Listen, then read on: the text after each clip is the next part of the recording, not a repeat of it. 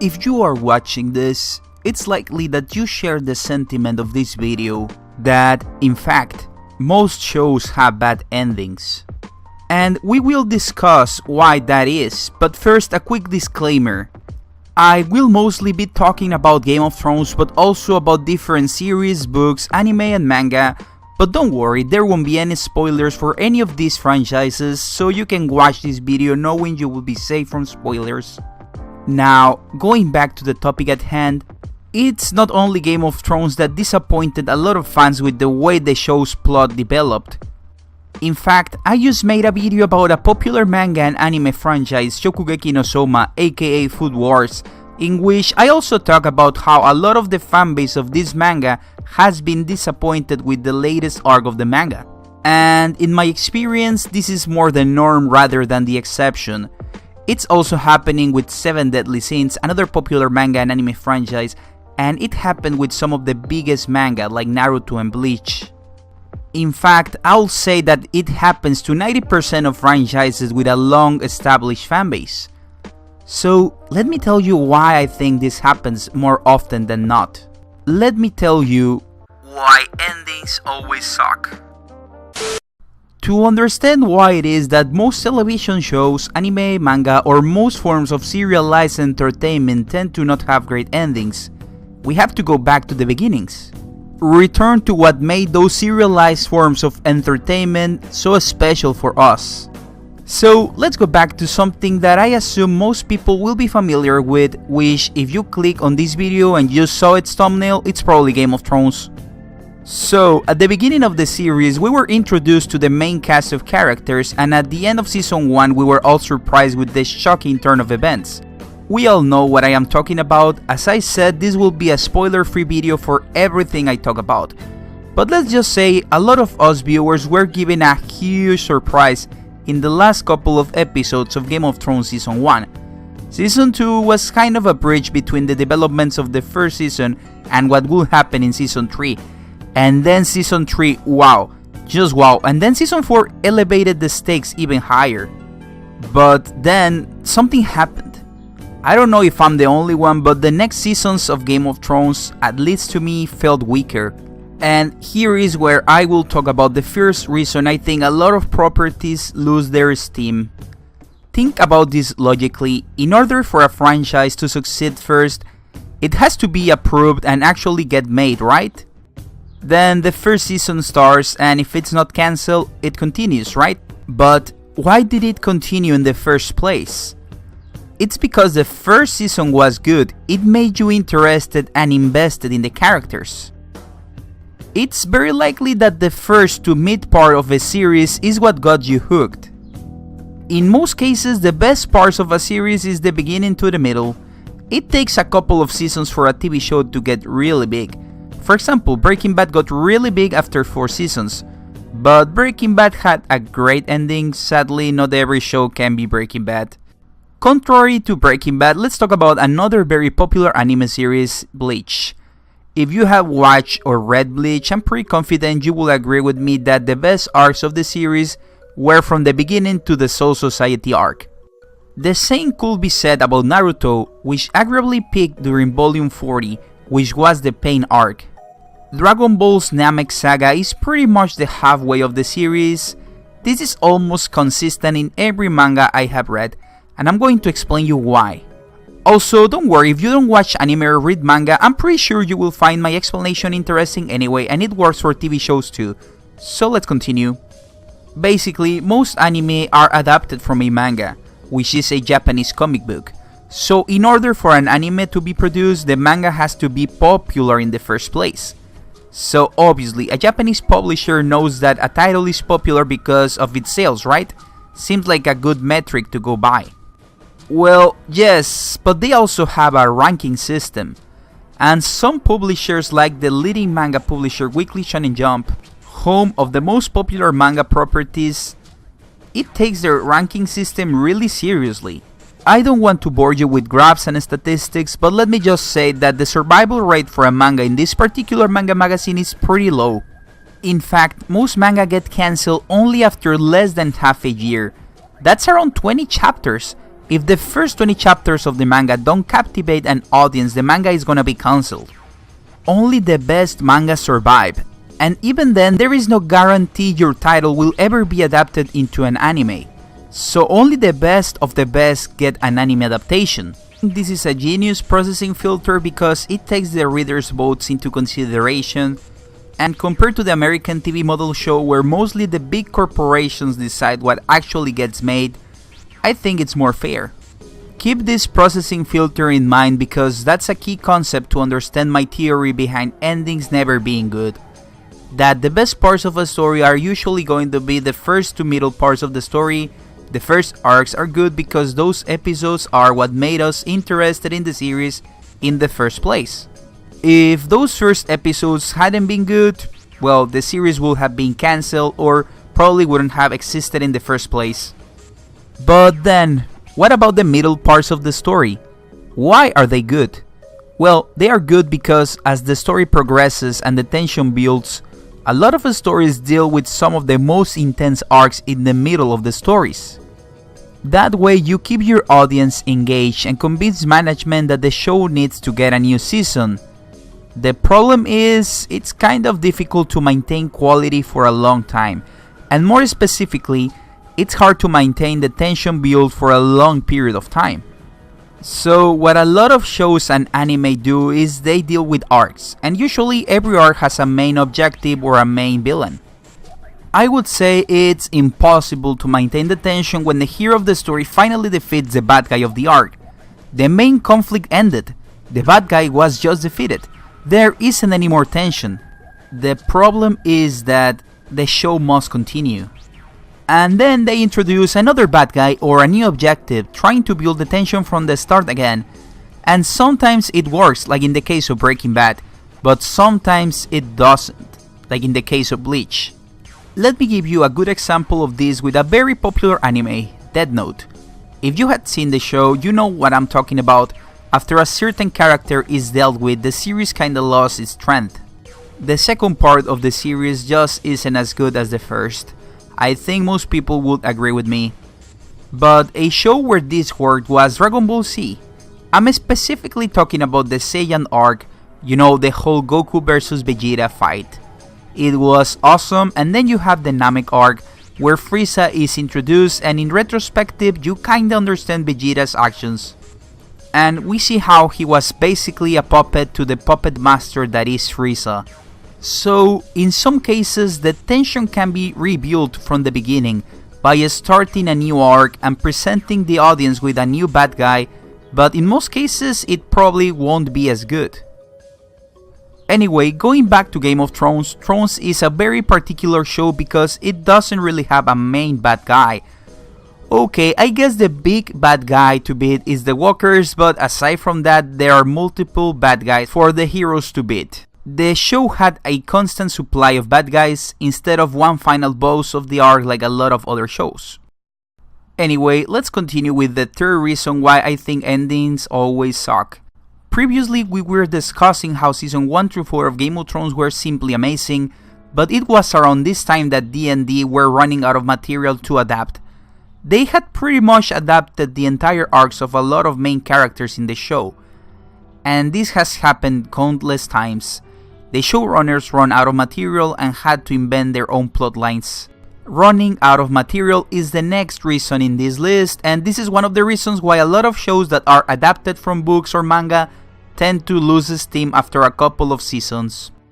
Because the screenwriters for the TV series just aren't as good as the original writer of the novels or the manga. They cannot be because they aren't the mind behind everything that has happened so far. They were simply adapting a story someone else had written. But when given the task to actually continue a story on their own, well, the results tend to be not so good. Sometimes there are even cases where characters that were supposed to act a certain way just change their motives or the way they act. Because the showrunners don't really know what to do with them, or they don't know these characters like the creators do. Case in point, Tyrion and Littlefinger after season 4 of Game of Thrones. These were some of my favorite characters, and let's just say I did not enjoy what the showrunners did with them. I have two examples of shows running out of source material that leads to bad endings. The first is the TV show Dexter, which was an adaptation of the Dexter series of novels. I'm gonna be honest, I haven't watched the show nor read the novels, but I have seen a lot of memes, and I know that the show dipped in quality after season 4, and I assume that's because they ran out of material to adapt. My other example is the first anime adaptation of Full Metal Alchemist, which ran out of material and it basically invented its own ending, which is pretty much what Game of Thrones did. D&D made their own ending, and so far it seems like fans don't really like it. Hopefully Game of Thrones one day can get the Brotherhood treatment. Now this brings me to my fourth point, which is a pretty quick one, and is that you simply cannot have everyone happy. That's just not possible. Not every single person is ever going to be 100% satisfied with the way a story ends. It's just not feasible to please every member of your audience. Let me give you a hypothetical example. Let's suppose there is a big battle in the final arc of a show. Lots of characters fighting and all that, right? So if a very important character dies, a lot of people will be sad by that, but if the same character were to survive, I can assure you that there will be a part of the audience that will be angry too, posting about the plot armor of said character. You just cannot have everyone happy. If a property is earning money, then the producers are going to continue greenlighting new seasons. And that leads us to our next reason, which is milking the cow. I haven't seen The Walking Dead, but from what my friends have told me, it's pretty much what happened with this franchise. It was very popular, so they extended it for as long as it could be extended, and it's now dying a slow death. But being honest, I have to kind of side with the producers or manga artists. If I were in their shoes, I would probably milk my successful franchise for as long as there was little drops of milk coming out of those others.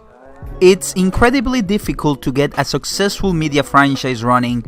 It's likely going to be your only time doing it, so you have to make it count. Besides, when you think about it, it's not only you that get benefits from your work. In the case of the TV shows, the networks, the actors, the showrunners, everyone that works in the show, you are providing jobs for all of these people. Anime is a different model, but the anime adaptation obviously boosts the sales of your manga, which provides jobs for your assistants. And you are also making jobs for animators, toy manufacturers, DVD and Blu-ray companies, and so on. So it's in the best interest of a lot of people that your franchise continues. So as I said, I have to side with the idea that milking a franchise is a good thing because it benefits a lot of people.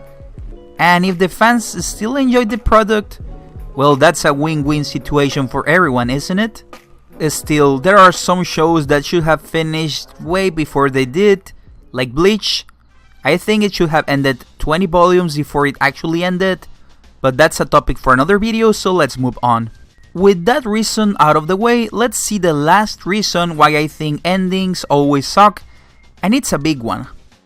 Sticking to an ending that was already planned is the last reason why I think endings suck. The prime example of this is a certain sitcom whose name I shall not mention because, as I said, I don't want to spoil the stuff. But said sitcom had a huge 8 seasons build up for a certain character introduction, and then its showrunners stick to their planned ending, and I mean, it killed that series for a lot of fans, myself included. I think something similar happened to Game of Thrones. D&D probably followed Martin's book ending, but the thing is, the show and the books were pretty much their own separate things in season 5. You couldn't really expect both of them to have the exact same ending.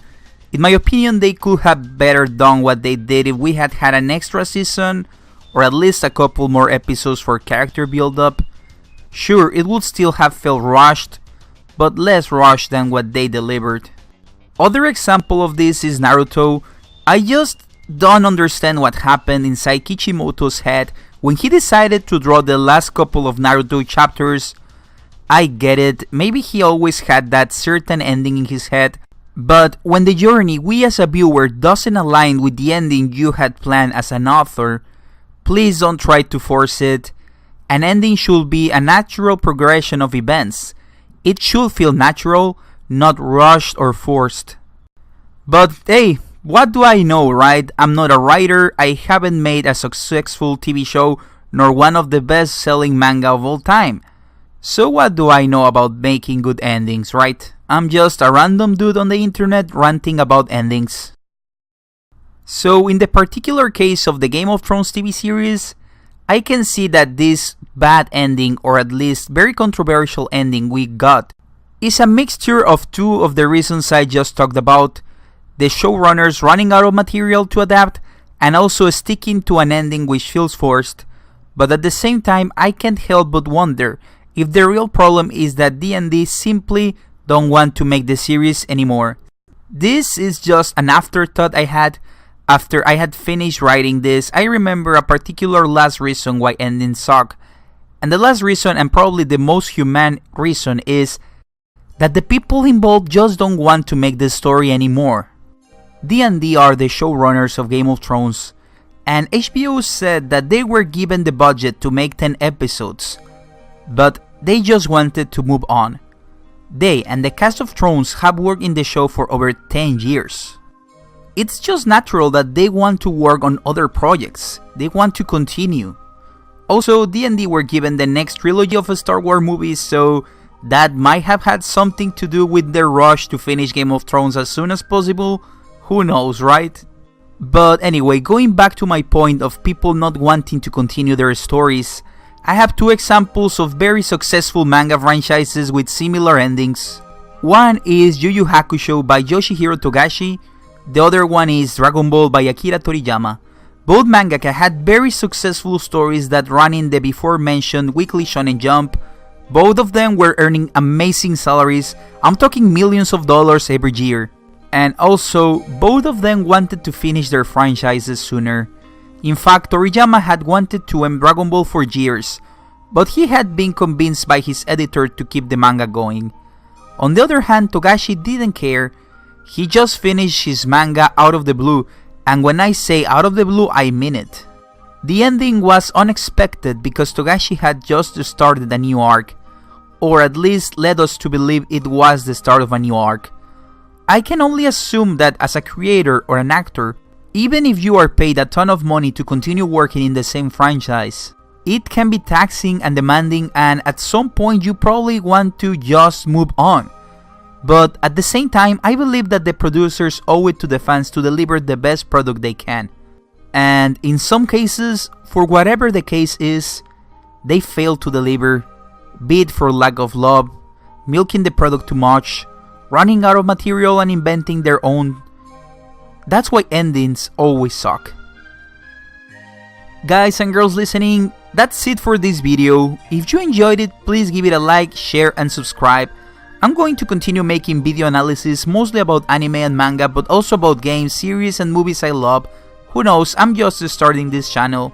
If I'm being honest, I am making this channel because I hope to hopefully someday make a living out of making YouTube videos, who knows. And I made a Patreon account, so I don't know if you want to help me continue making videos. Well, you know what to do. You can check my Patreon in the link below, and it should be appearing right now on screen.